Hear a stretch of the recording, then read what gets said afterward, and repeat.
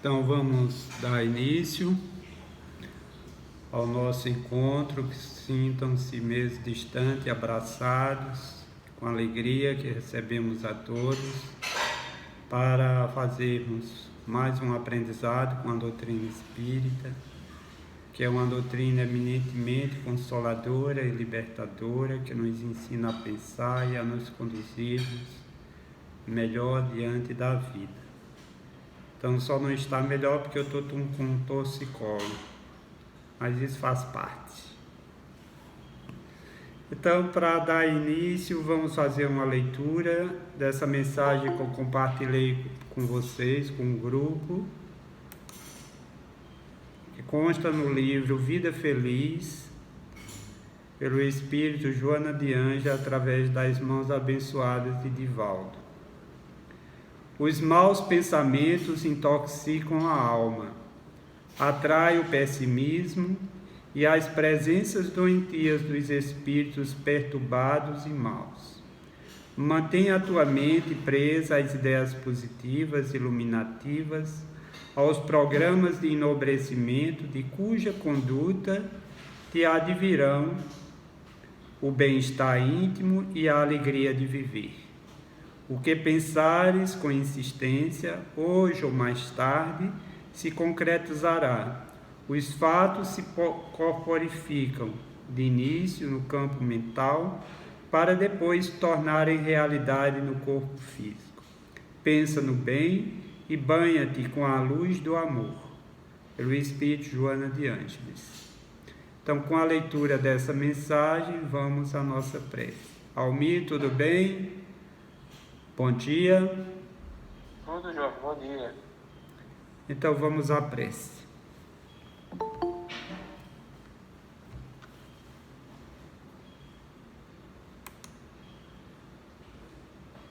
Bom dia, Ana.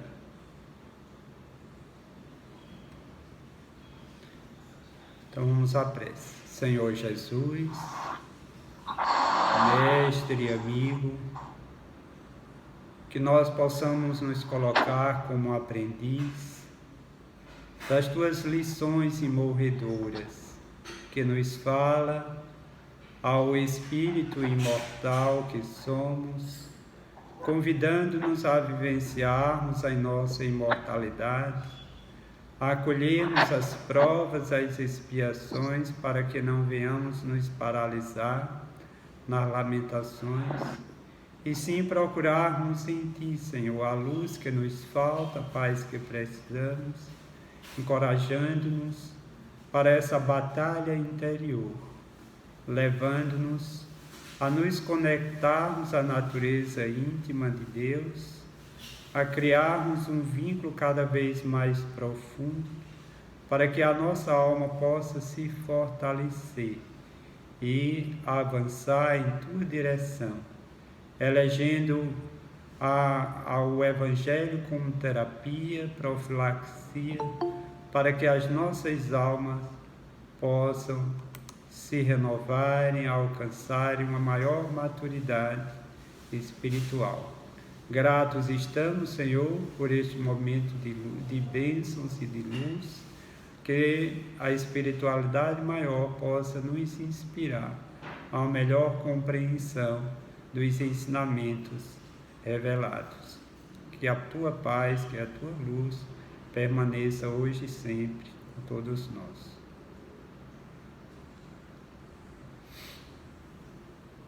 Bom dia, Larissa, Marli. Então vamos... Olá, Toninho. Bom dia. Bom dia.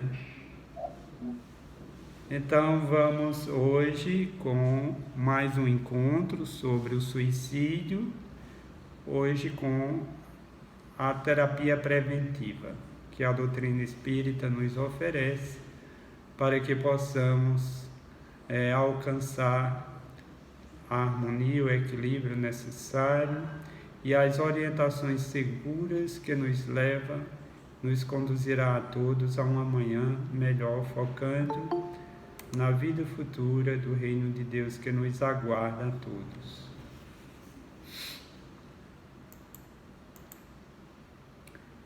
Então, a doutrina espírita, ela é em si terapêutica. Ela é uma filosofia de vida que nos ajuda a pensar e que com ela nós naturalmente passamos a focar nos valores que enobrece, que eleva a nossa alma a Deus.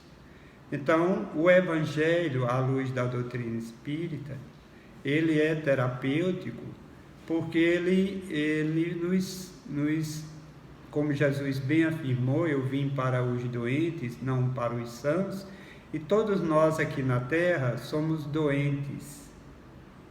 Nossas almas estão adoecidas pelos sentimentos sombrios que cultivamos e em função de nós estarmos imperfeitos, mas buscando com Jesus nos aperfeiçoarmos a cada dia. Então, o Evangelho, este legado divino que Jesus veio nos trazer em si mesmo, revelando através dos seus ditos, dos seus feitos, o poder transformador do Evangelho, o poder curador que o Evangelho nos traz. Porque além do Evangelho ser terapia, ele também é profilaxia, que evita males para o futuro. Então, vamos refletir um pouco sobre a importância do Evangelho. Então, o Evangelho, ele deve ser meditado, estudado, refletido, vivido. Porque existe o Evangelho impresso, mas o verdadeiro Evangelho é aquele que a gente imprime nos tecidos da própria alma. Jesus é o Evangelho.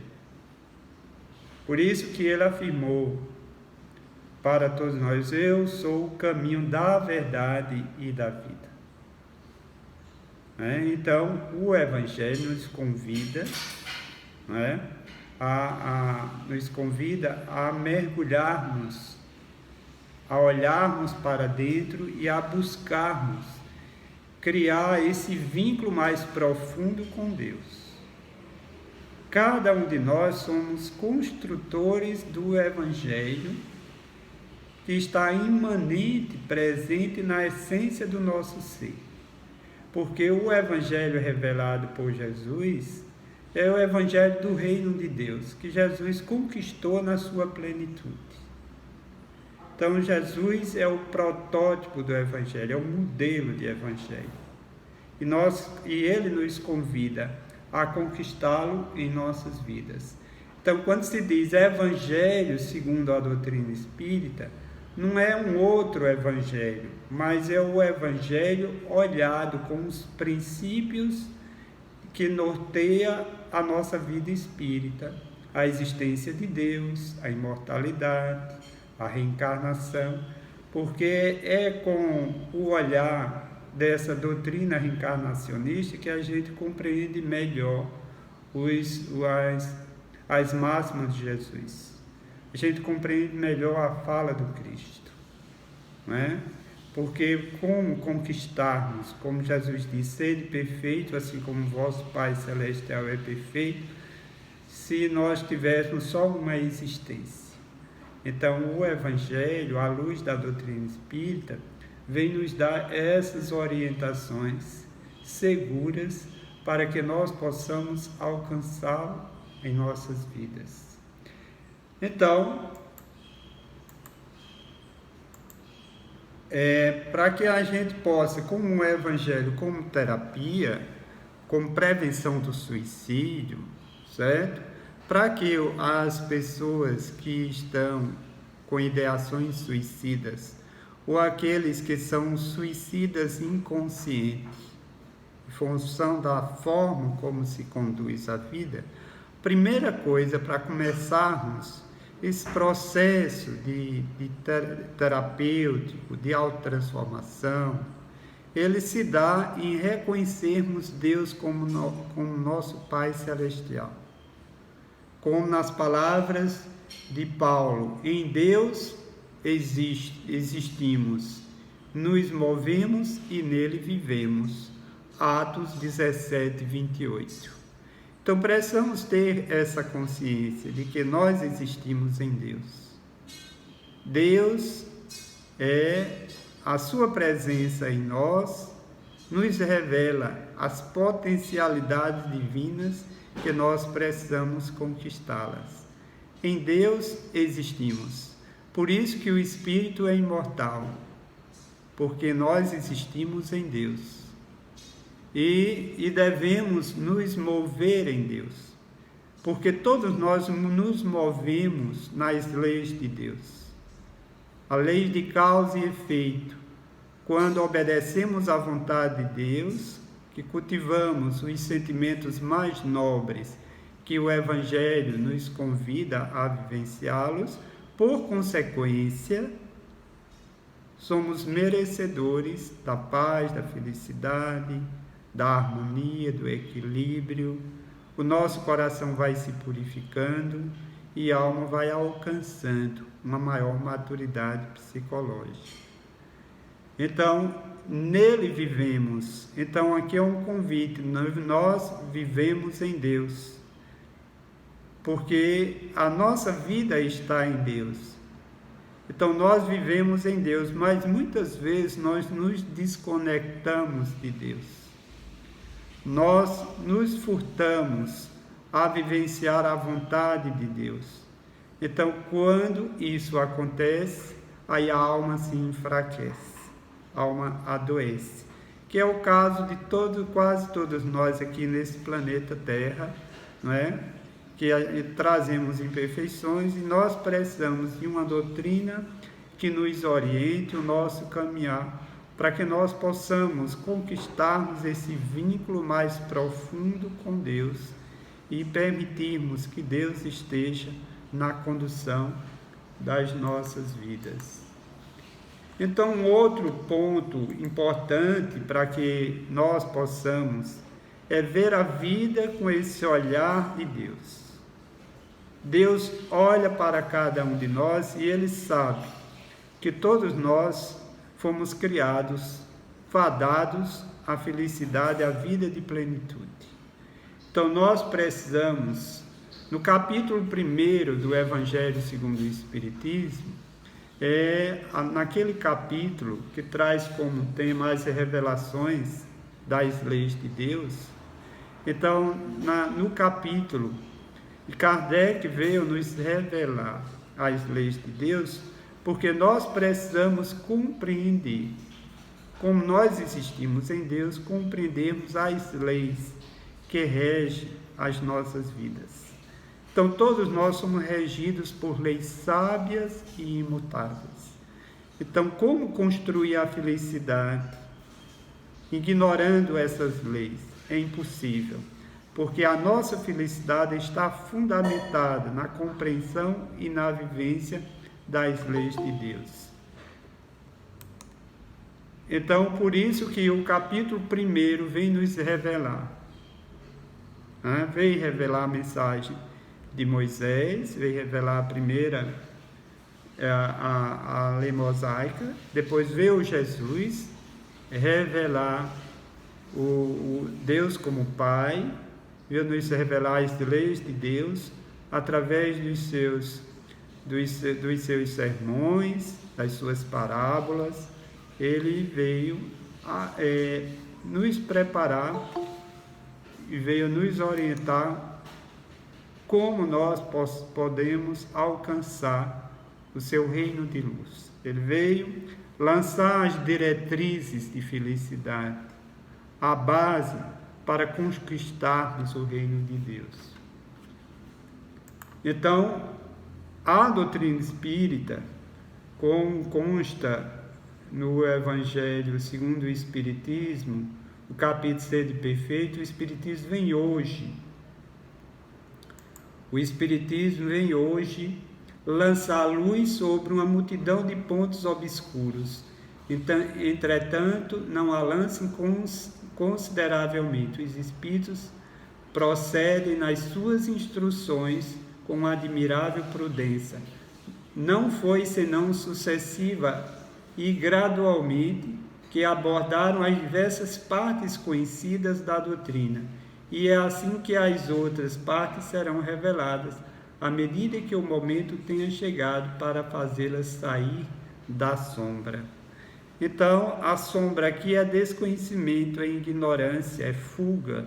Então, a doutrina espírita vem nos orientar como sairmos das sombras para a luz, para a consciência de si mesmo e para a vivência da vontade maior de Deus.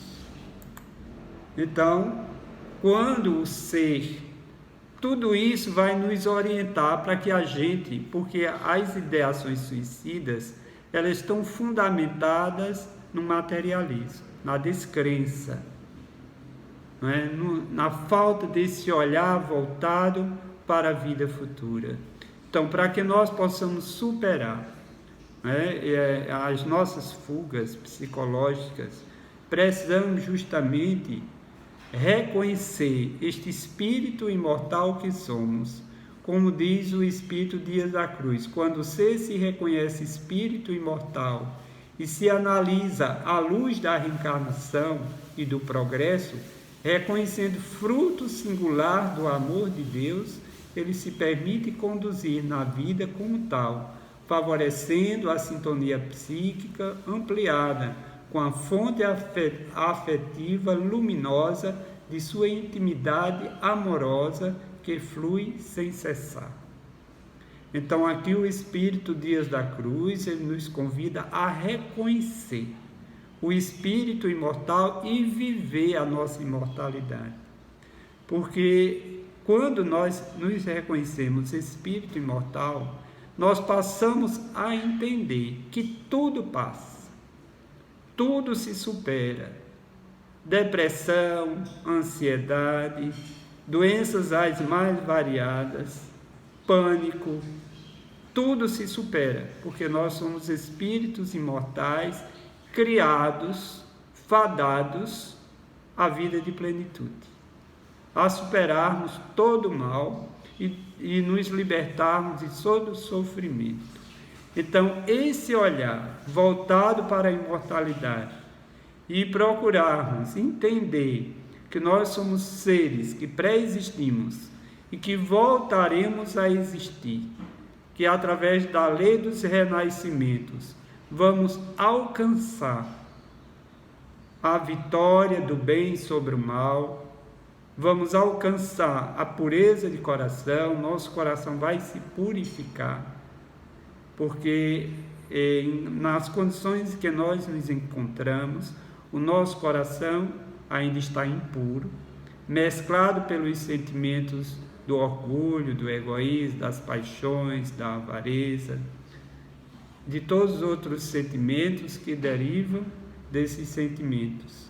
Então, aqui o Espírito Dias da Cruz, ele nos convida a reconhecermos que somos frutos do fruto singular do amor de Deus.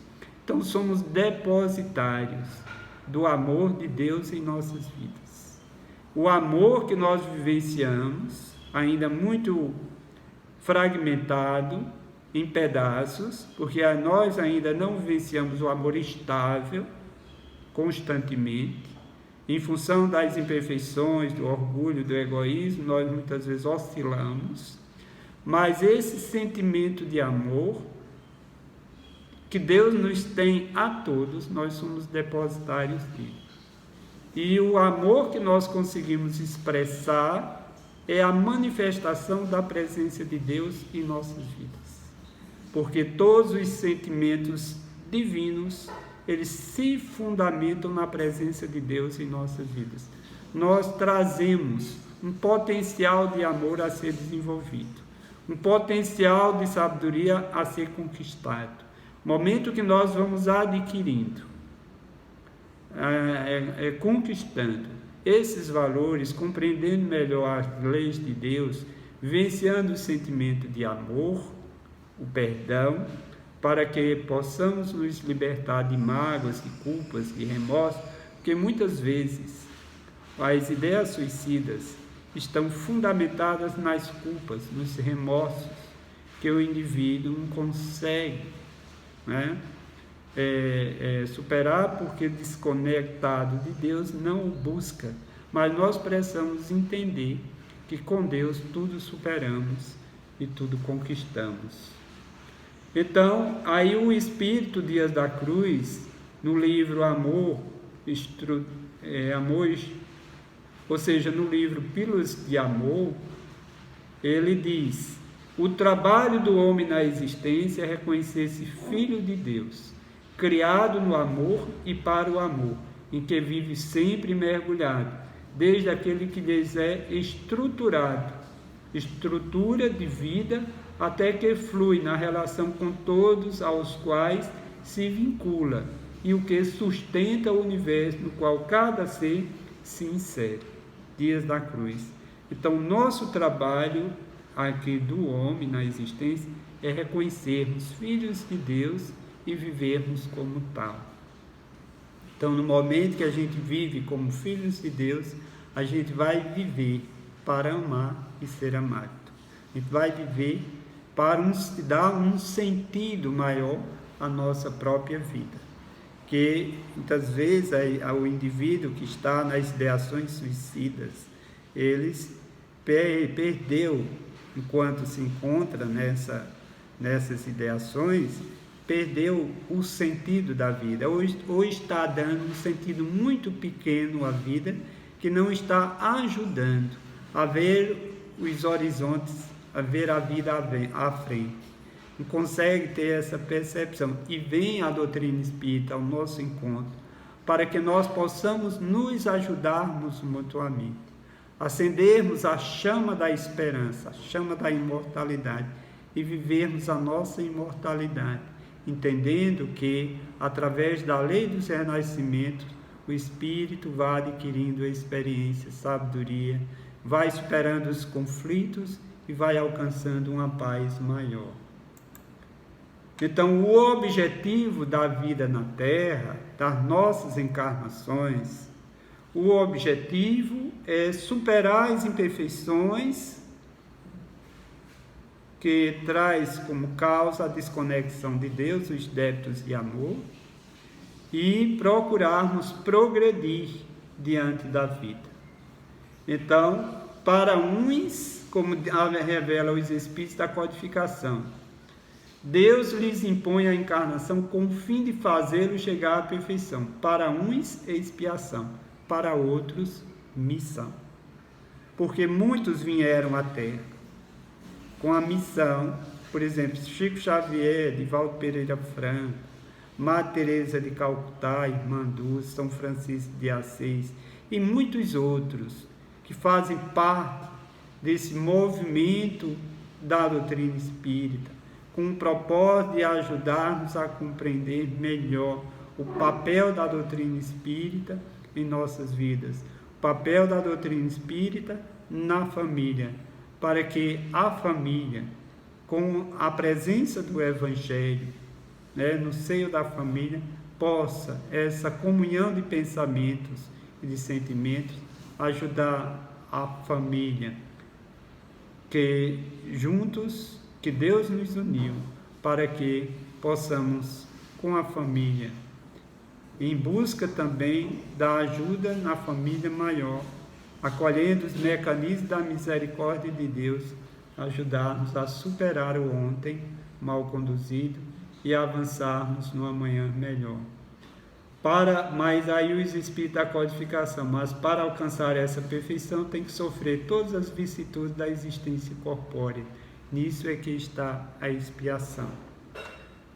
Então, a reencarnação, o fim objetivado da reencarnação, porque a encarnação é quando a gente olha para uma existência. A reencarnação é quando a gente olha que nós estamos aqui, mas as existências anteriores, elas são solidárias com essa existência que carregamos hoje.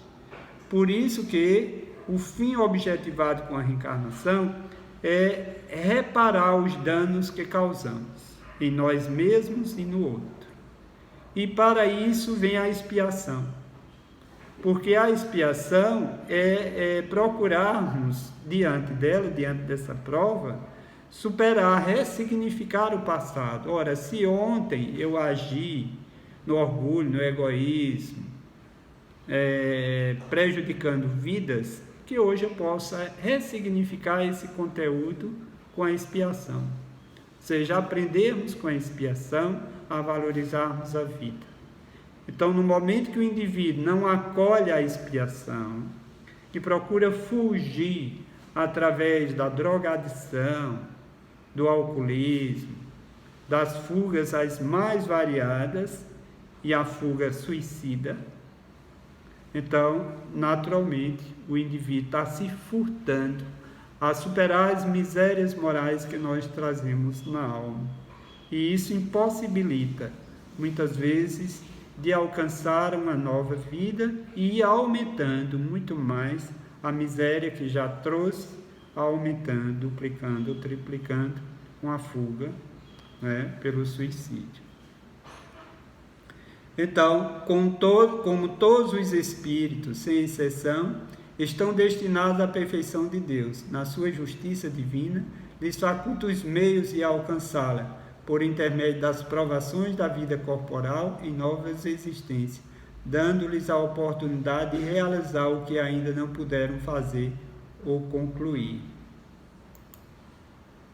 Então, no campo individual, a reencarnação ela é terapêutica, como também no campo social, porque nós convivemos com os recursos necessários e com os limites que a reencarnação nos impõe. Nós estamos ao lado das pessoas com as quais a gente precisa se reconciliar, ampliar esses laços. Estamos convivendo com as provas que nós, através delas, nós precisamos nos educarmos para a vida do espírito. Então, a reencarnação ela é terapêutica. Se nós olharmos para a nossa existência e procurarmos nos perguntarmos o que é que Deus quer nos ensinar com isso. O que é que eu preciso aprender com essa pessoa problema? Reconhecendo também pessoas problemas, pessoas conflitadas.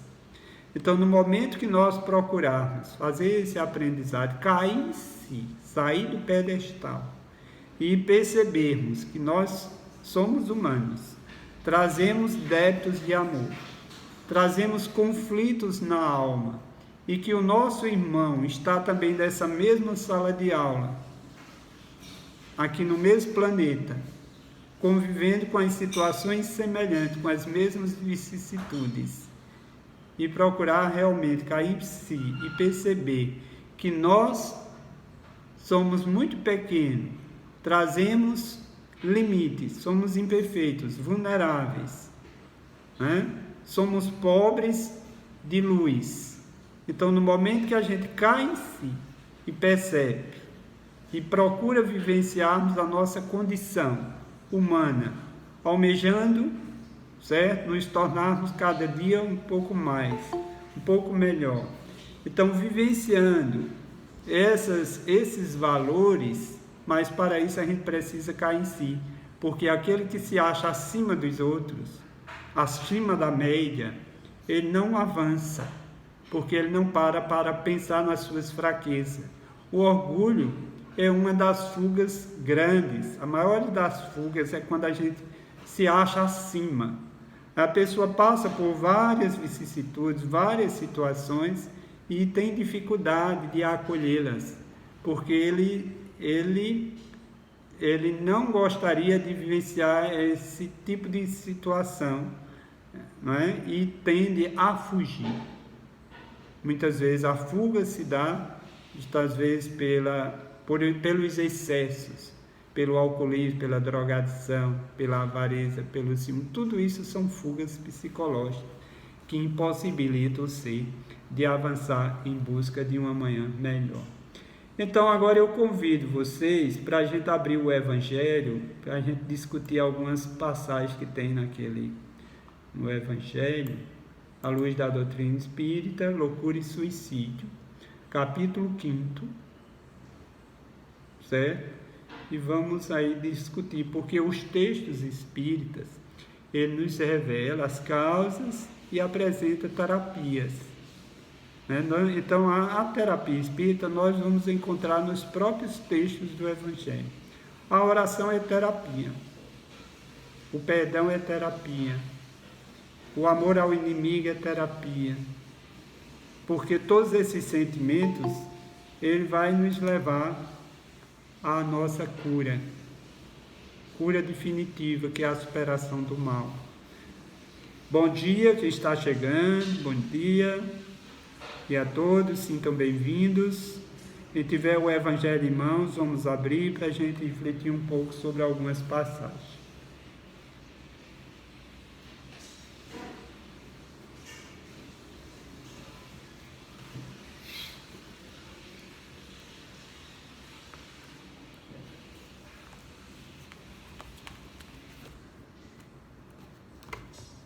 Então, o suicídio e a loucura.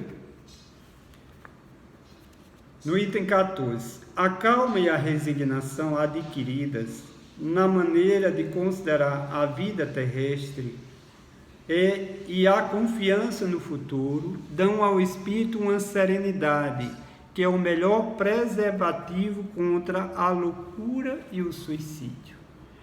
Então, aqui é o Kardec fazendo comentários sobre o preservativo à loucura e ao suicídio. Ele diz que a calma e a resignação,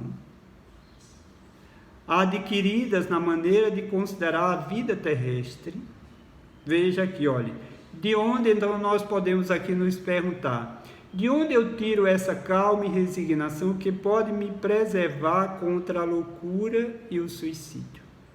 De onde é que nós vamos tirar? Lógico que são virtudes adquiridas. Nós não vamos tirar isso milagrosamente do dia para a noite. Para que nós possamos conquistar essas virtudes, nós precisamos buscar em Deus. E Deus está presente, nós existimos em Deus, como nos revelou o apóstolo Paulo. Então, precisamos criar um vínculo mais profundo com Deus. Porque se o nosso vínculo com Deus ficar muito superficial, nós não avançamos na resignação. E o que é a resignação? É um sentimento de submissão à vontade de Deus. Ora, se eu estou sofrendo e não tenho conteúdo moral para superar esse sofrimento hoje, eu devo me resignar, eu devo ter calma e confiar em Deus. Se eu não consigo superar hoje, vou conseguir superar isso amanhã. Agora que esse amanhã pode ser daqui uma semana, daqui um mês, daqui um ano, 10 anos, mas que tenhamos certeza que vamos superar. Então ele diz, a calma e a resignação adquiridas na maneira de considerar a vida terrestre. O que é isso, considerar a vida terrestre? Aí esse olhar de imortalidade. A gente olha para a vida, as vicissitudes, as provas, as expiações, os contratempos. Então, precisamos mudar esse olhar. Porque se a gente olha para essas situações com esse olhar de que a vida é única, de que estamos aqui para gozar, para vivenciar os prazeres nessa visão hedonista, não vamos criar esse vínculo com Deus. Não vamos alcançar a vitória sobre o mal. Então aqui, nesse texto, quando ele diz aqui, melhor preservativo contra a loucura e o suicídio.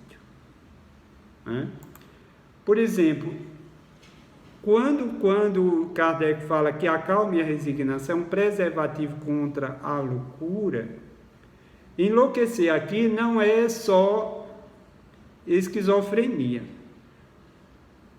certo? mas perdeu o contato com a realidade da vida. Quando a gente perde o contato com a realidade espiritual, porque aqui o texto não está falando da realidade dos valores materiais, está falando da realidade dos valores espirituais. Então, quando a gente perde, né, quando a gente perde o contato com a realidade espiritual, a gente passa a viver os nossos instintos primitivos. A gente passa a viver só para ter, em detrimento do ser.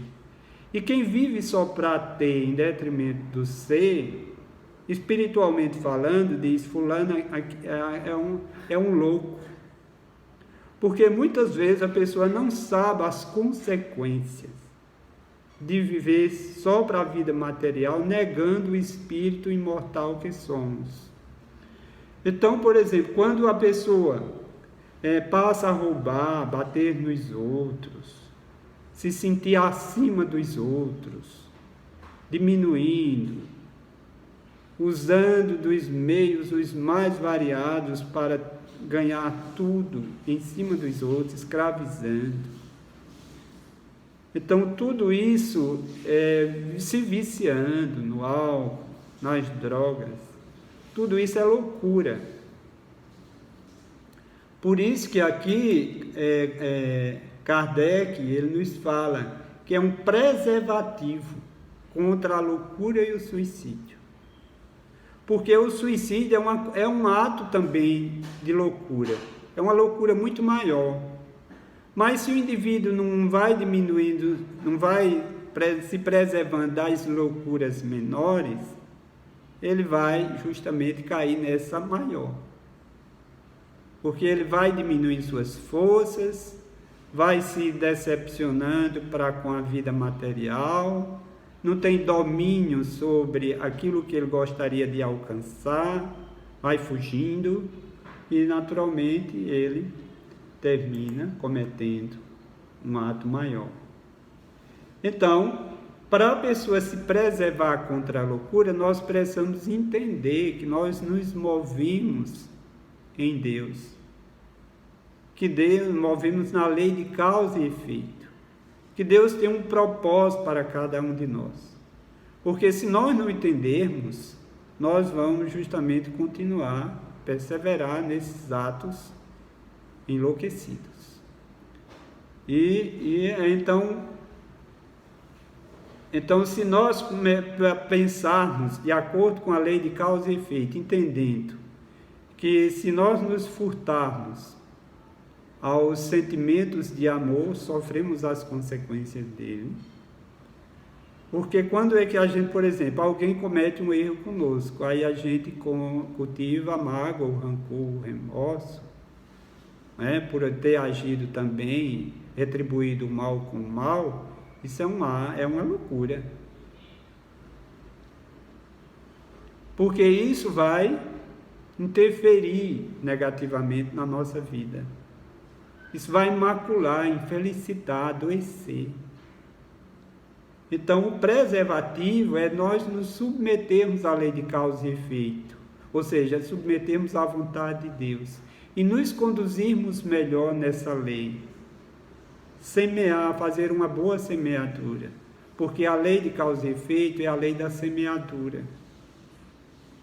A semeadura é livre, mas a colheita é obrigatória. Nós vamos aprender a semear uma boa semente, a semear o amor, o perdão, a misericórdia, a compaixão, a solidariedade, a cair em si, perceber frágil, procurar superar as fragilidades, não fugir delas, porque muitas vezes fugimos das fragilidades através do alcoolismo, através das paixões desmedidas.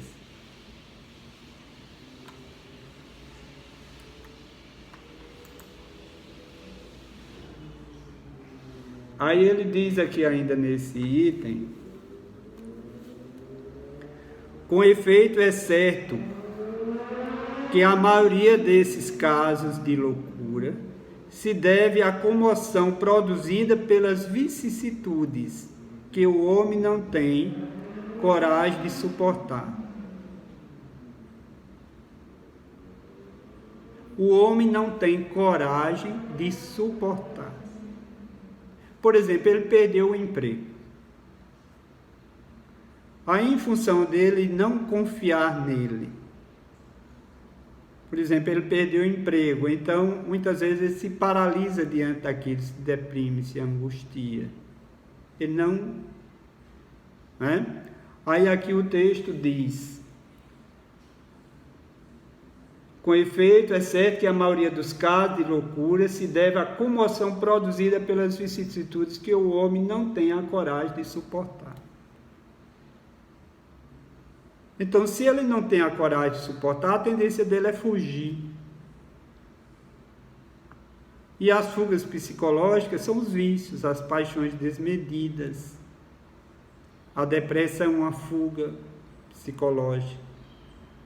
A pessoa se deprime porque ele não procura vivenciar a sua condição humana. Procura acolher. Porque se uma porta se fechou, se ele confiar em Deus, novas irão se abrir. Mas se ele não confia, se ele não procura entender porque nós vivemos em sociedade, nós somos seres gregários para nos ajudarmos mutuamente. Então, se nós estamos aqui na Terra, se a pessoa se reconhece frágil, pede ajuda, vai em busca de alguém que possa lhes propiciar essa ajuda. Vá em busca de uma religião para pedir ajuda. Vá em busca da doutrina espírita, para que ele possa se sentir acolhido em suas fragilidades. Mas muitas vezes, em função do orgulho, ele não quer, ele não almeja, se sente envergonhado.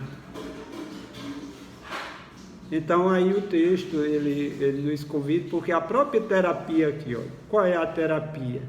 É o indivíduo, certo? Buscar essa ajuda, se reconhecer frágil, porque, por exemplo, quando a gente se desconecta com Deus, a gente não aguenta muita coisa não, porque a gente se torna fraco.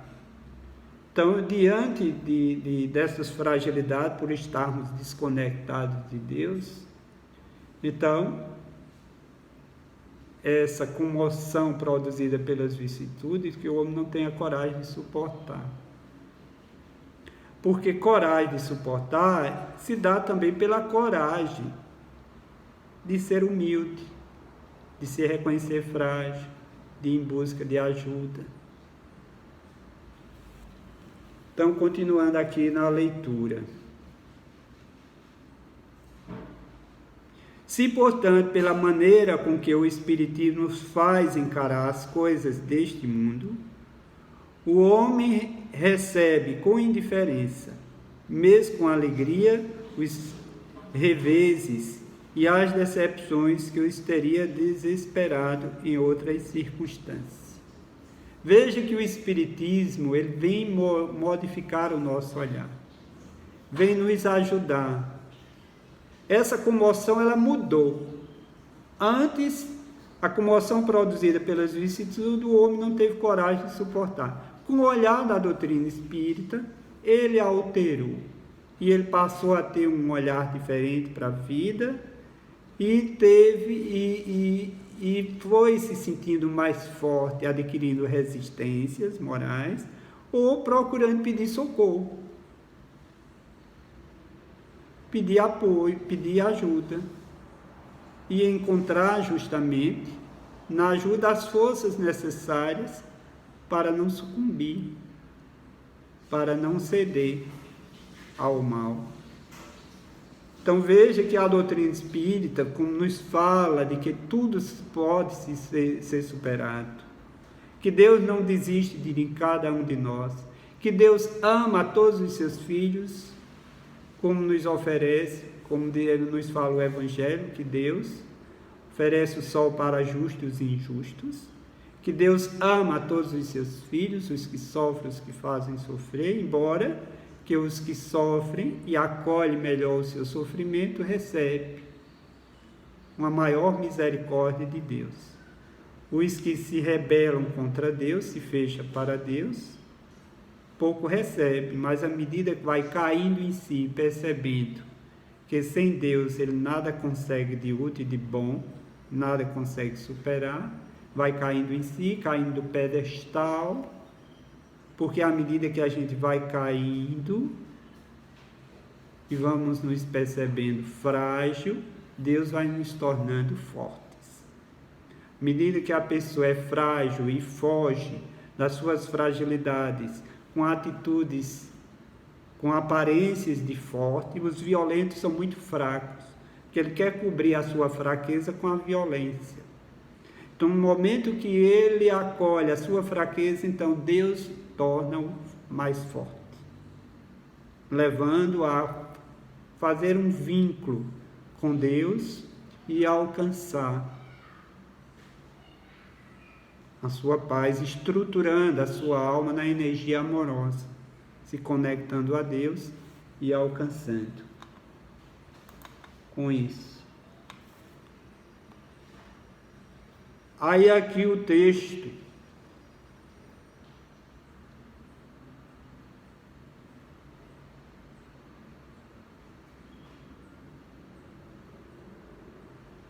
então no item 15 aqui.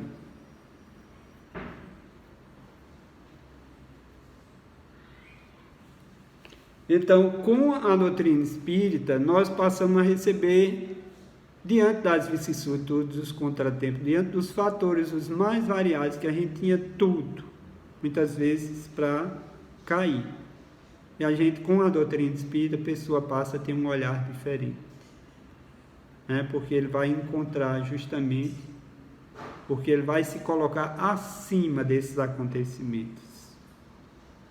Passamos, por exemplo, a pessoa, acontece alguma coisa, passa por um acidente qualquer, fica paralítico. É fácil, mas ele diz, eu não sou esse corpo, eu estou nele.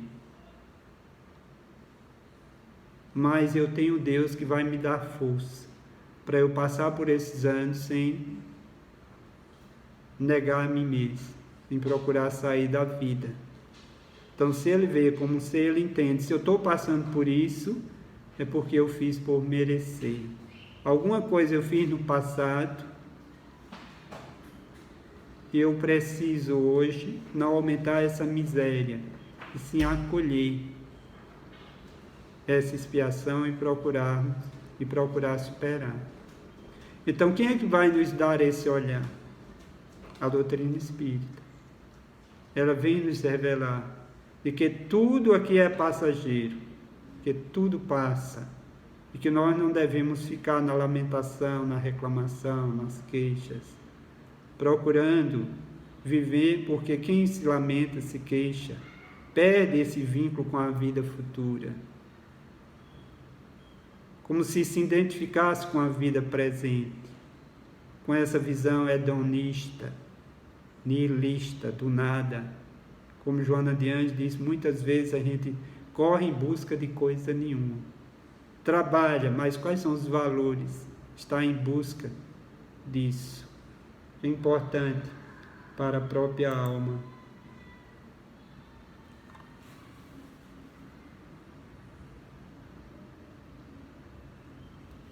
Então vamos lá. No item 15. Alguém gostaria de ler aí o item 15?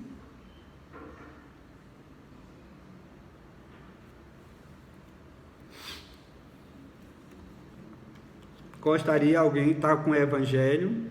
Se não, eu vou ler.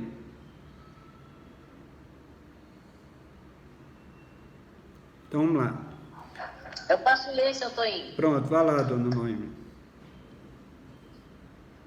Ocorre o mesmo com suicídio, com exceção daqueles que se efetuam no estado de embriaguez e de loucura, e que se pode chamar inconscientes.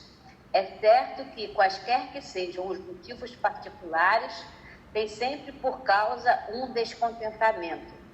Ora, aquele que está certo de não ser infeliz, senão por um dia e de serem melhores os dias seguintes, tem facilmente paciência.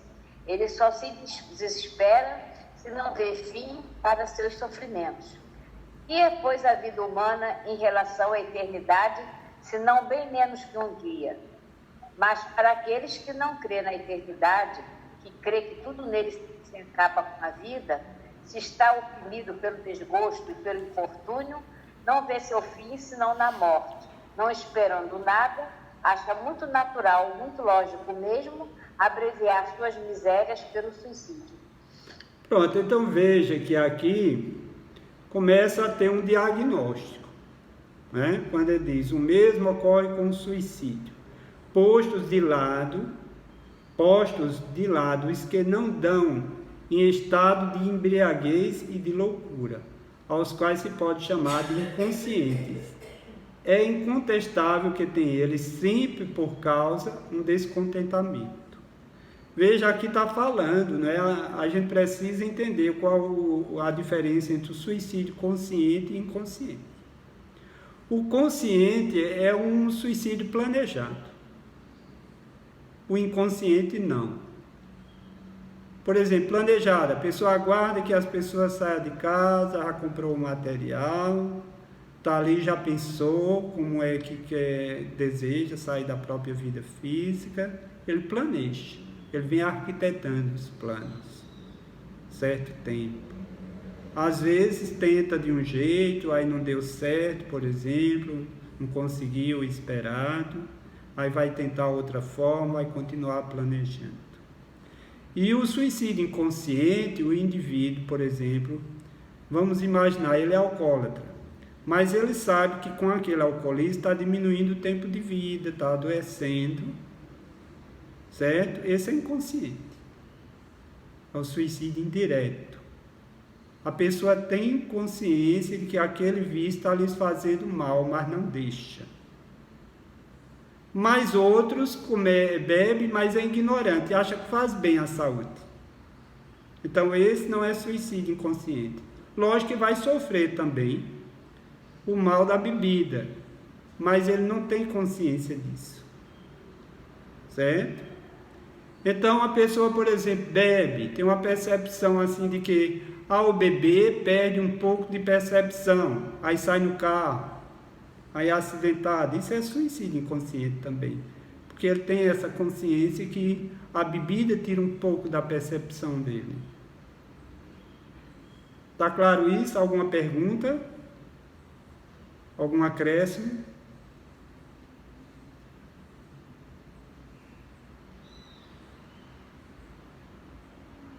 Por exemplo, a pessoa está numa discussão em casa, né? Aí num ato de loucura pula de cima de um prédio embaixo. Isso é suicídio inconsciente, porque ele não planejou. Ele não planejou. Mas qual é a prevenção? Ora, se ele sabe que ele é desequilibrado emocionalmente, que tem esses atos de loucura, ele vai procurando se conhecer, se prevenir e procurar realmente se furtar a essas discussões, porque ele sabe que perde a razão, pode fazer besteira. Então isso é um conhecimento de si mesmo que a pessoa vai adquirindo, para que ele possa, né, ter um controle maior sobre suas emoções e procurar superar. Está claro isso? Muitas vezes esses indivíduos que suicida inconsciente chega na reunião e ele está inconsciente ainda, ele não sabe ainda que morreu. E quando se fala que, quando ele tem essa clareza que morreu, diz, meu Deus, como foi que eu fiz isso? Como foi que eu passei por isso? E tem muitos que dizem, eu só queria assustar, eu não queria morrer, né? Então, às vezes começa ali com alguma coisa, tomando comprimido, outra, para diminuir aquela euforia, aqueles sintomas, e muitas vezes perde o sentido da consciência e vai avançando e daqui a pouco sai da vida, sem ter planejado, sem ter cometido. Então, a propagação das doutrinas materialistas, ela vai contribuir a um veneno que inocula a ideia do suicídio, porque muitas vezes as pessoas dizem, ora, eu não creio no futuro, em vida futura, para mim a vida é essa, de que vale a pena viver diante dessas situações? A minha mulher me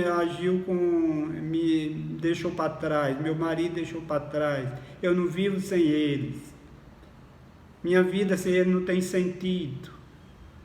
Então, às vezes a pessoa comete um suicídio, em função desse olhar, da falta desse olhar que a doutrina espírita nos revela. Porque a gente não tem, quando a pessoa se reúne com o outro, nós não sabemos os débitos do outro, nem quais são as tendências do outro, nem quando que tempo o outro vai passar conosco. A gente não sabe o tempo de morte de cada um, porque cada um da gente nasce para morrer num determinado tempo, nós não sabemos disso. Então, quando a doutrina espírita ajuda a gente a entender melhor a vida e procurar realmente não esperar muito da vida material, porque ela é curta em si. E além de curta, muitas vezes a gente não tem domínio sobre a vida material, a gente não tem domínio sobre as enfermidades do corpo. E vem as enfermidades, aí a pessoa muitas vezes quer fugir. Aí o conflito, ele acontece quando nós não acolhemos a nossa condição humana. Vem aquela enfermidade, vem aquele problema, aquela expiação, aquela paixão que não foi atendida, o indivíduo não tem domínio sobre isso, e muitas vezes quer sair da vida. Qual é a terapia? Não colocar a felicidade nas coisas e nas pessoas. Colocar a felicidade em Deus. Sabendo que nós convivemos uns com os outros, temos as nossas fragilidades, temos os nossos limites, não sabemos quando é que que tempo o outro vai passar conosco, porque tem muito suicídio, o ente querido morreu, o indivíduo foi atrás dele. O médico diz, não há possibilidade mais de viver sem fulano. Mas se a gente passa a se preparar e entender, não é? Que os verdadeiros valores são divinos e a segurança a gente só vai conseguir essa absoluta em Deus. A segurança material é uma segurança relativa. Então as terapias, por exemplo, as pessoas que estão em ideações suicidas, dependendo do risco, porque existe um risco menor, médio e maior, precisam buscar as terapias também alternativas, terapia psiquiatra. Então, nas terapias psiquiatras, vai diminuir os sintomas. Então, às vezes a pessoa está num risco alto, uma ideação suicida, desejando sair da vida, muitas vezes ele vai juntando os comprimidos para tomar de uma vez. Então, precisa existir cuidadores, pessoas que acompanhem, que dê o comprimido, não deixe com ele, para que ele não venha muitas vezes juntar os comprimidos para tomar tudo de uma vez lá na frente. Tirar os objetos cortantes dentro de casa, afastar. Então ele precisa de alguém que possa ter essa consciência disso aí para ajudar. Então, por exemplo, eu vou depois partilhar com vocês uma revista, eu ver aqui o nome dela.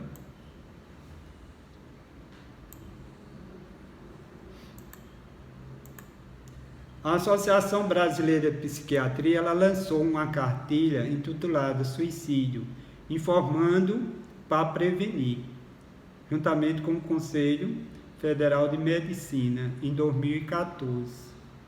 Essa cartilha, ela orienta, é uma cartilha para orientar também os servidores médicos, né, o pessoal que convive com os suicidas, mas a família também precisa fazer uma leitura desses ensinamentos e como deve se conduzir, porque eu vou ver aqui alguns itens que falam sobre essas cartilhas, quais são as barreiras para a detectação e a prevenção do suicídio, o impacto do suicida, por que prevenir, fatores de risco e de proteção, como identificar o paciente suicida, avaliação e manejo do paciente, avaliação de risco, prevenção do suicídio e a importância da rede de saúde.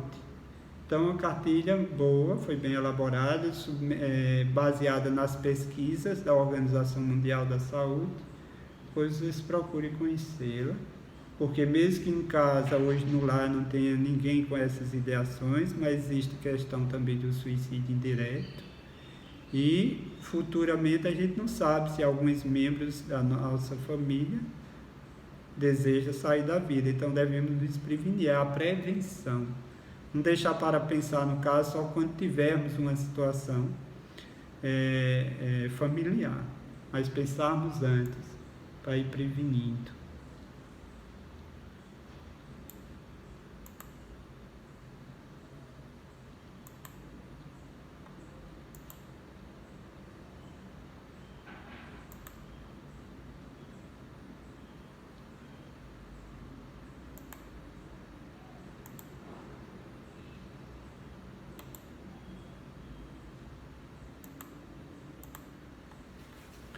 Então,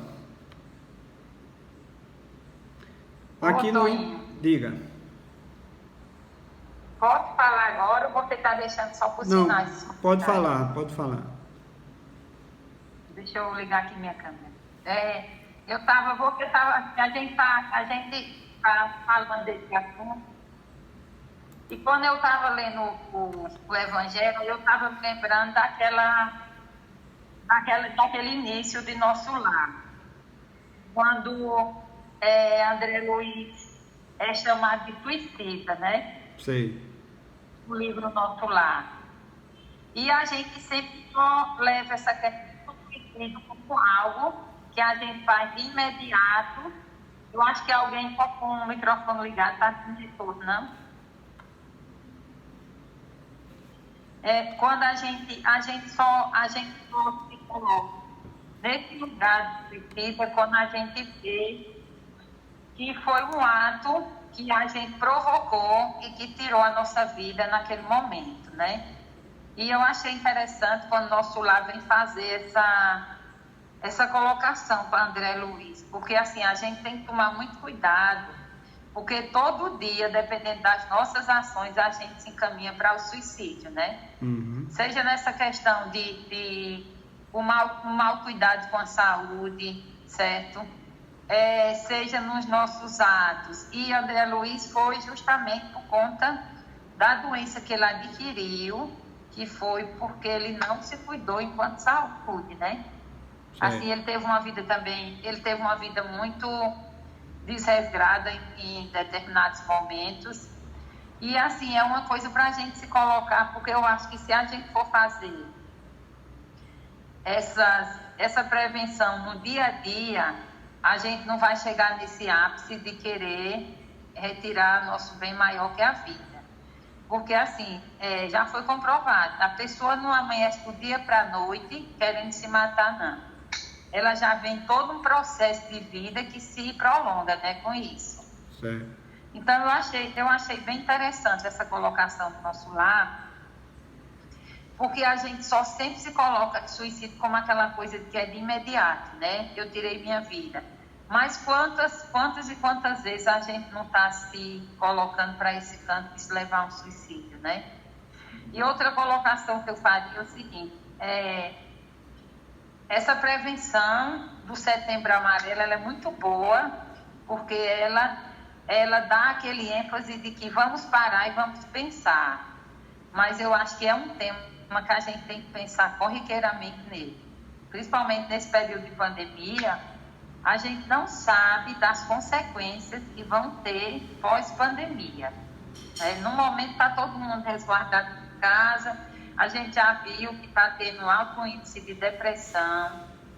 E eu vi essa semana no Jornal da Cultura uma neuropsicóloga falando que está crescendo muito o índice em crianças e adolescentes de ansiedade e depressão, né, por conta do isolamento social e porque os pais também não estão sabendo conduzir essa demanda de estar dentro de casa com os filhos, de aula remota, de ter que cuidar da casa, ainda trabalhar. Então, é um assunto que a gente tem que estar diariamente tomando muito cuidado, né?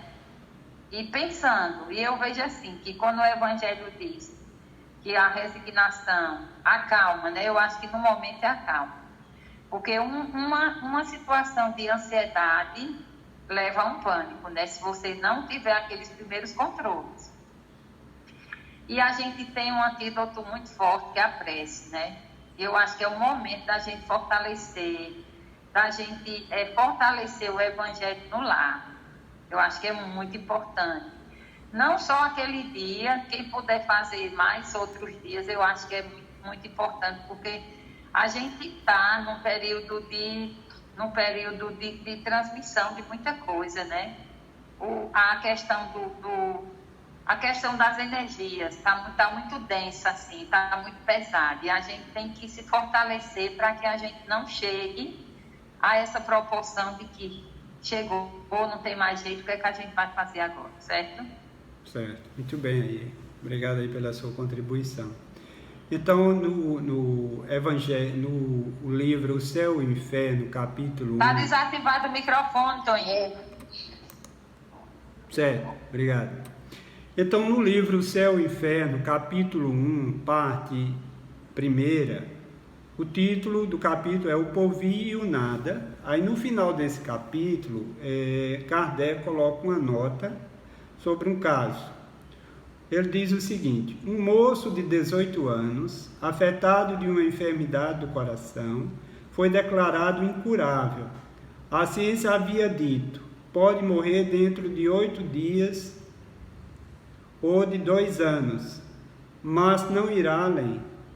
Segundo esse olhar materialista, nihilista, porque o nihilismo é uma doutrina filosófica, que argumenta que a vida é sem sentido, sem propósito ou valor intrínseco. É uma doutrina que leva a pessoa a sair da realidade espiritual. Então, nesse olhar desta doutrina, o moço, sabendo, por exemplo, coloca aqui, não é? Sabendo o moço de que pode morrer dentro de 8 dias ou 2 anos, sabendo o moço, para logo abandonou os estudos e entregou-se a excesso de todo gênero. Quando se lhes ponderava o perigo de uma vida desgraçada, respondia: que me importa, se não tenho mais de 2 anos de vida? De que me serviria fatigar o espírito? Gozo o pouco que me resta, e quero divertir-me até o fim. Eis a consequência lógica do niilismo. Ou seja, aquele que olha a vida exclusivamente para o plano material, ele acha que isso é coerente. De fato, para uma única existência, há coerência nisso. Porque se ele diz, de todo jeito eu vou morrer, não tem consequência no futuro, então eu vou gozar a vida.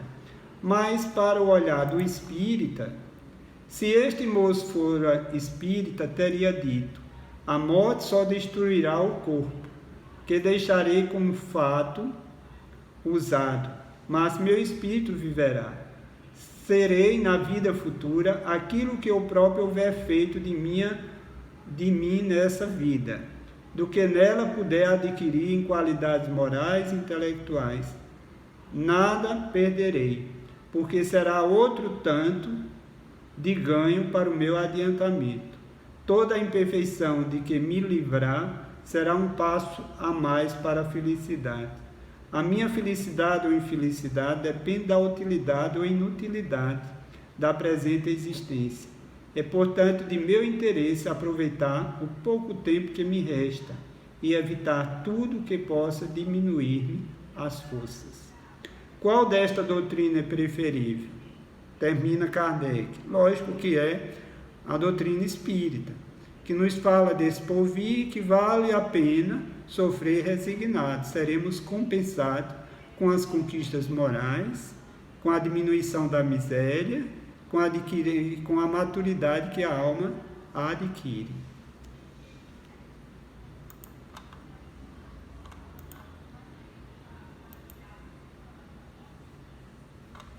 Então vamos ver aqui no item 17. Então o Espiritismo ainda produz sobre esse aspecto outro resultado igualmente positivo e talvez mais decisivo.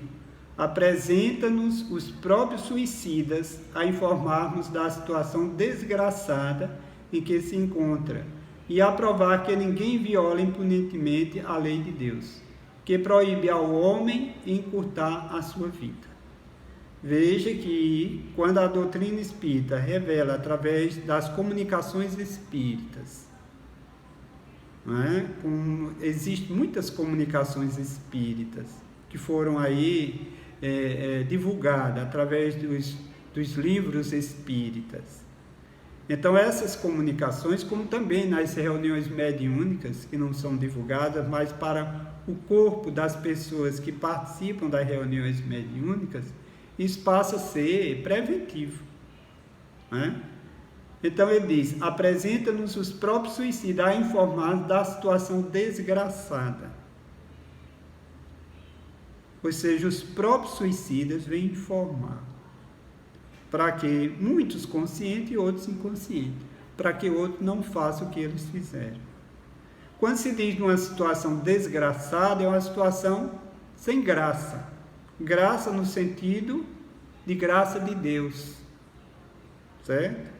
Graça de Deus. Então, se é desgraçada, é uma situação sem Deus, uma situação de penúria moral, de loucura, de desespero, de angústia, de revolta consigo mesmo. Por que é que eu fiz isso com minha própria vida? Então, aí aqui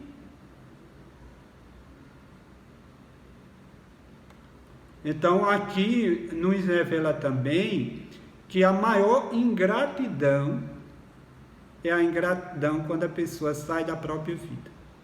Que como ele não tivesse valorizado nada de que recebeu da existência. A maior ingratidão, o ato de suicídio é a maior ingratidão. É uma atitude de egoísmo, que não pensou em ninguém, nem nas dores que estaria causando também em ninguém, que estaria causando nos seus entes familiares, seus entes queridos. Então, a ingratidão, a pessoa não foi grata pelo que recebeu de Deus, não foi grato pelo que recebeu da sociedade, da sua família. Ele pôs tudo à terra. E a gratidão, quando a pessoa reconhece. Porque é o que muitas vezes a pessoa tem algumas ideias, ideações suicidas, mas em função da gratidão, do amor que recebeu da vida, ele consegue dizer um não. Eu não posso fazer isso em função disso, daquilo outro, do trabalho que fulano teve para comigo. Então o sentimento de gratidão, ele é terapêutico, ele evita muitos males. A gratidão, quando a gente passa a ser grato pelo bem que nos chegou, pelo bem que conseguimos externar, pela presença de Deus em nós, pelo bem que recebemos da vida, que nós somos hoje o que somos em função das pessoas que passaram pelas nossas vidas, dos pais. Então, a gratidão também pelas provas, pelas dificuldades que nos tornam pessoas melhores, mais maduras, nos dá uma coragem moral para enfrentar, em nome da gratidão, para enfrentar as dificuldades, as vicissitudes, se colocar acima delas, entendendo que nós não estamos sós. Então, aqui para essa parte aqui, que Kardec, no item 17, coloca aqui, o espírita tem assim vários motivos a contrapor a ideia do suicídio. Então, aí aqui ele revela os vários motivos que o espírita tem, para contrapor o suicídio. A certeza de uma vida futura. O que é isso? Não é uma existência futura. é uma vida futura. Por exemplo, que nós fomos criados por Deus para adquirirmos vidas melhores. A vida futura é quando nós criamos vínculos com Deus, vínculos mais profundos. Quanto maior for esse vínculo com Deus, mais a nossa vida futura será uma vida melhor. Quando Jesus disse, eu vim para que todos tenham vida, e esta em abundância, Jesus não está se referindo à vida orgânica, porque ele sabe que todos nós as temos. Ele está se referindo à vida do Espírito. Então, essa certeza da vida futura, porque a vida de plenitude que nos aguarda é a do reino de Deus, quando nós tivermos superado todo o mal. Aí passamos realmente a ter uma vida de plenitude. Então, em que sábio ele será tanto mais ditoso, quanto mais inditoso e resignado haja sido na terra. Veja, quanto mais feliz a gente acha pelo olhar do mundo, mais infeliz com relação ao olhar dos valores morais. Porque em Eclesiastes, nesse próprio capítulo, diz que a felicidade não é deste mundo.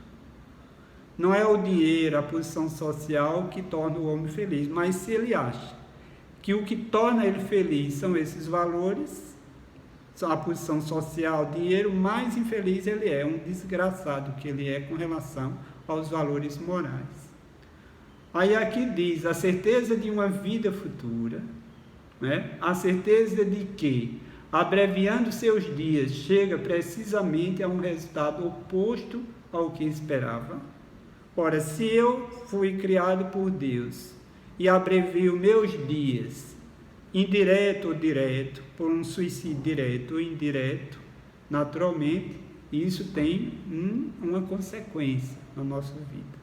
Então, quando o indivíduo é sabedor disso, ele evita, ele se previne e ele procura trilhar um caminho novo.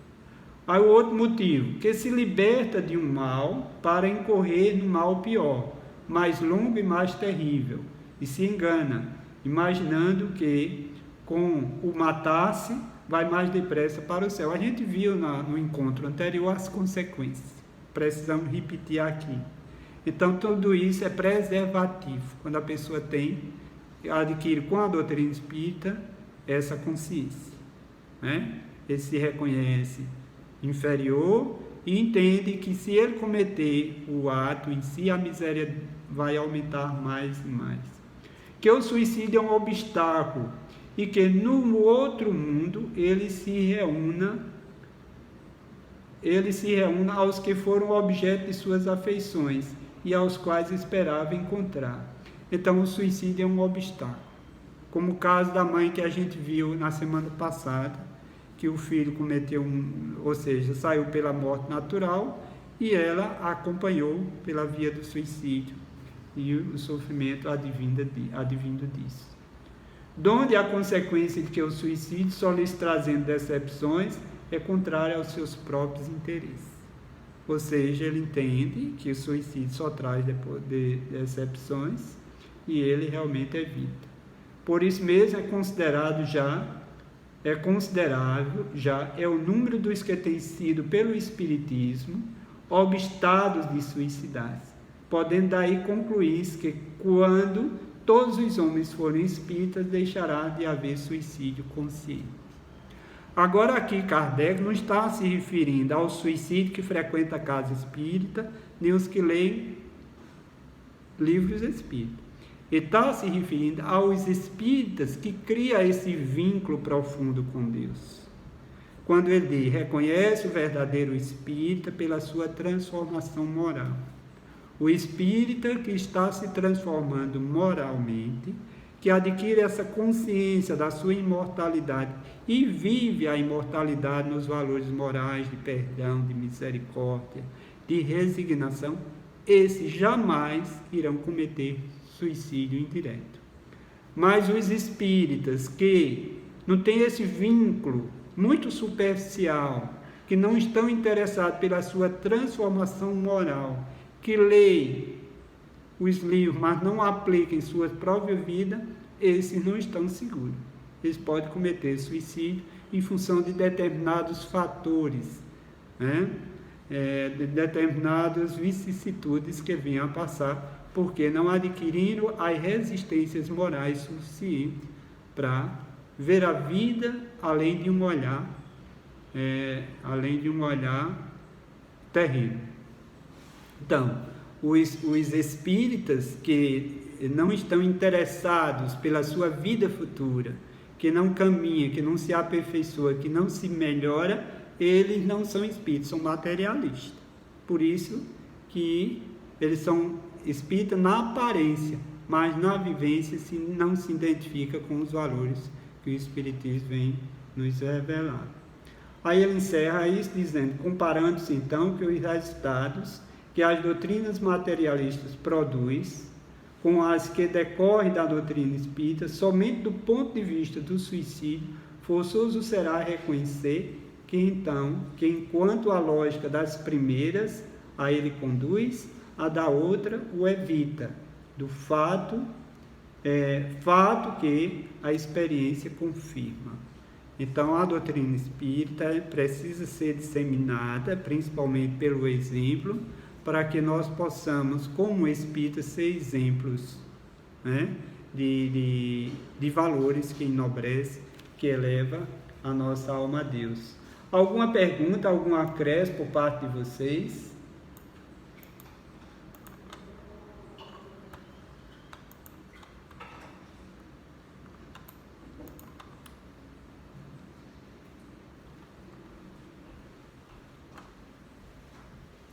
Alguma coisa a acrescentar?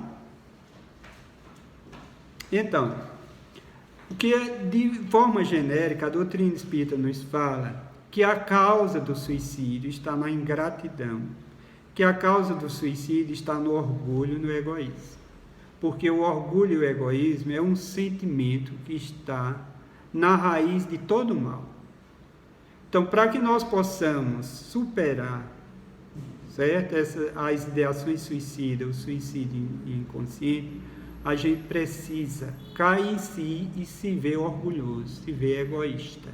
Porque enquanto a gente não tiver consciência do orgulho e do egoísmo, a gente não diminui esses sentimentos. Eles continuam num pedestal. Então, quando a gente passa a ter essa consciência de que somos orgulhosos, que somos pequenos, que somos frágeis, procurando viver a nossa condição humana, a gente passa também a respeitar o outro, a amar o outro, a ter misericórdia do outro, a compaixão do outro, porque nós vamos estender ao outro como nós estamos nos vendo. Mas se a gente se acha acima do outro, acima da média, aí realmente a gente não vive os propósitos de Deus em nossas vidas. Por isso aqui na questão, qual o meio de destruir-se o egoísmo? E o Espírito Fenelon respondeu a Kardec: de todas as imperfeições humanas, o egoísmo é a mais difícil de desenraizar-se, porque deriva da influência da matéria, influência de que o homem, ainda muito próximo da sua origem, não pode libertar-se, e para cujo entretenimento tudo concorre: suas leis, sua organização social, sua educação. O egoísmo se enfraquecerá à proporção que a vida moral for predominando sobre a vida material, e, sobretudo, com a compreensão de que o Espiritismo vos faculta o vosso estado futuro real e não desfigurado por ficções alegóricas. O egoísmo assenta na importância da personalidade. Ou seja, o ego, ele se torna adoecido pelo orgulho e pelo egoísmo. Então, o ego é o centro da nossa personalidade. Quando o ego vai se descentralizando e Deus vai se colocando no centro da nossa facilidade, então a pessoa vai adquirindo esse vínculo mais profundo com Deus e vai alcançando as forças, a resistência para conviver com as perdas, com as frustrações, para conviver com as vicissitudes, com as provas, com as expiações, seja elas quais forem. Que existe expiações muito difíceis de ser superadas. Muitas vezes uma paralisia, pessoa perde a visão em vida física quando tinha seus 14, seus 20 anos, 30 anos. Então, esse olhar voltado para Deus, entendendo que Deus não vai deixá-lo de amar menos ou mais, porque aconteceu tais situações. Essa confiança que com Deus tudo passa, o Espiritismo bem compreendido, veja. Ora, se a gente não estuda a doutrina espírita, né, se a gente não tem essa compreensão do que é que Deus quer de cada um de nós, o que a vida nos espera, o Espiritismo bem compreendido, repito, mostra as coisas de tão alto que o sentimento da personalidade desaparece. O sentimento da personalidade, certo? Desse olhar voltado para a horizontalidade, vai desaparecendo. E esse olhar voltado para a verticalidade, para os valores, vão fortalecendo.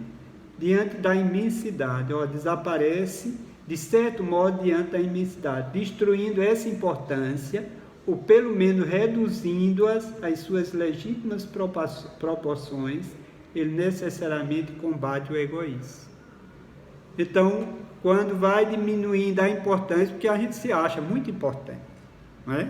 Precisamos cair um pouco, vai diminuindo nas proporções.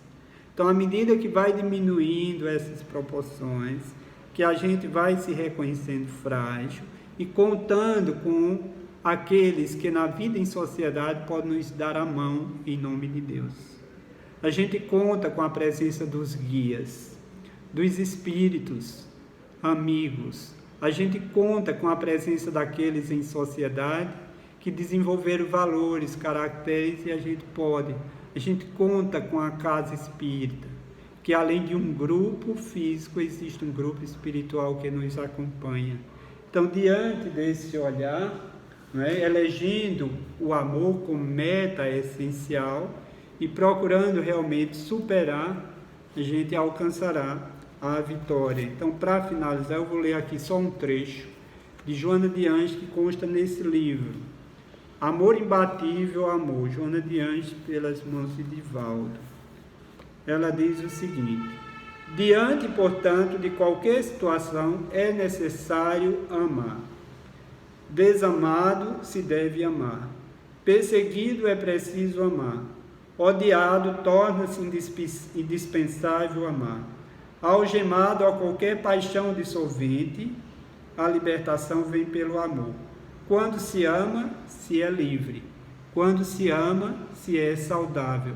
Quando se ama, se desperta para a plenitude. Quando se ama, se rompem as couraças e os anéis que envolvem o corpo, e o espírito se movimenta, produzindo vida e renovação interior. O amor é luz na escuridão dos sentimentos tumultuados, apontando o rumo. O amor é bênção que luariza as dores morais. O amor proporciona paz. O amor é estímulo permanente. Somente, portanto, pelo amor é que o ser humano alcança as cumeadas da evolução, transformando as aspirações em realidades que movimentam na direção do bem geral. O amor de plenitude é, portanto, o momento culminante do ato de amar. Desse modo, mediante o amor, imbatível amor, o ser se espiritualiza e avança na direção do espírito, plenamente realizado, totalmente saudável, portanto feliz. Do livro Amor Imbatível Amor, o capítulo último, que encerra aqui o capítulo Amor de Plenitude. Então aqui Joana de Anjos nos revela que o amor é a terapia por excelência, não tem outra sem igual. Porque além de ser terapia, é profilaxia, para que o indivíduo não continue maculando sua própria alma. Ficamos por aqui.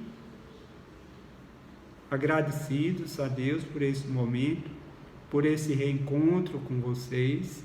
Que Deus continue iluminando para que tenhamos uma próxima semana. Vamos com Deus, vamos à nossa prece. Senhor Jesus, Mestre, amigo e amoroso, é com gratidão, Senhor, que recebemos o Teu Evangelho, que possamos ser merecedores da Tua presença, da Tua estada na terra, dos Teus ensinamentos, que possamos ser merecedores da doutrina espírita, procurando conhecê-la, procurando compreendê-la, procurando viver os seus ensinos, os seus princípios, para que criamos laços mais profundos com Deus, com a família, com o ser humano, com aqueles que convivemos, que passam por fragilidades maiores, possamos criar vínculos mais profundos com os seus corações, para dar-lhes a eles forças necessárias e procurarmos nos conectarmos a Deus, a sua natureza mais essencial. Abençoa, Senhor, ilumina-nos, a todos nós, a todas as irmãs e irmãos que caminham, que estão conosco.